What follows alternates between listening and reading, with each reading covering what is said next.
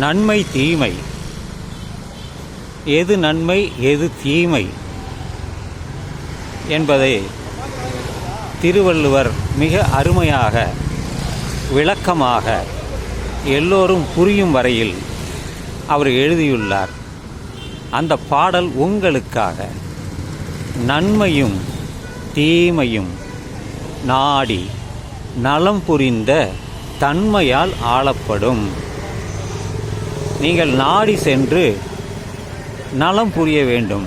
அதுவென்றால் நல்லதை செய்ய வேண்டும்.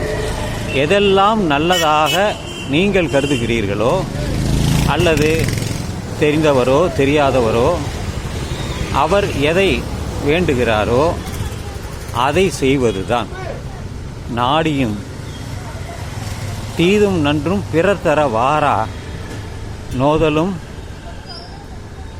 நீதலும் என்று ஒரு பாடலும் இருக்கிறது. எனவே நன்மையும் தீமையும் நாடி நலம் புரிந்த தன்மையால் ஆளப்படும்.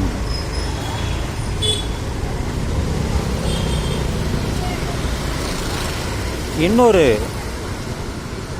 கருத்தும் அவர் சொல்கிறார்.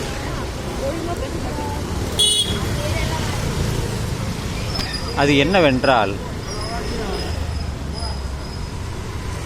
வேண்டுதல் வேண்டாமை இளானடி சேர்ந்தார்க்கு யாண்டும் இடும்பையில என்பதுதான்.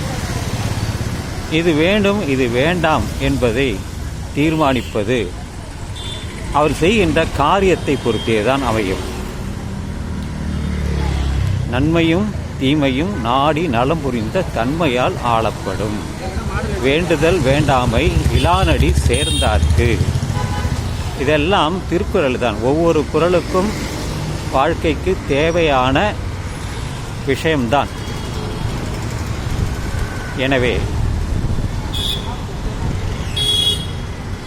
இதை நம் வாழ்க்கையில் பின்பற்றினால் நமது வாழ்க்கை மிக சிறப்பாக இருக்கும் என்று சொல்லி இந்த இரவு பதிவை நான் நிறைவு செய்கிறேன். இது ஜவஹர் நகர் கோயில் சாலை,